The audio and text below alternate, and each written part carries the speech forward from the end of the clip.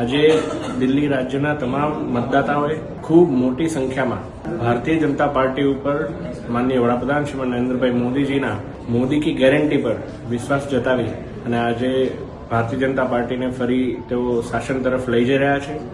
અત્યાર સુધી જે દિલ્હીની અંદર છેલ્લા 10 વર્ષથી આપદા હતી, કેજરીવાલજી કે જેઓ દિલ્હીને બદથી બદતર બનાવી અને દિલ્હીના વિકાસનો પૈસો માત્ર ને માત્ર ગુજરાત અને વિવિધ વિધાનસભાઓ તથા લોકસભાની ચૂંટણીમાં વેડફી અને ત્યાં સત્તા મેળવવા માટે હવાત્યા કરી રહ્યા હતા.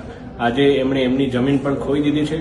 કેજરીવાલજી પોતે પણ આજે હારી ગયા છે અને ભારતીય જનતા પાર્ટીના વરિષ્ઠ નેતૃત્વ દ્વારા મને જે છત્તરપુર વિધાનસભાની જવાબદારી આપવામાં આવેલી હતી, આ છત્તરપુર વિધાનસભાની અંદર પણ કરતારસિંહ તંવર 4000 કરતાં વધારે મતોથી જીત તરફ આગળ વધી રહ્યા છે. ત્યારે હું કરતારસિંહને, દિલ્હીના તમામ કાર્યકર્તાઓને વિશેષ શુભેચ્છાઓ અભિનંદન પાઠવું છું.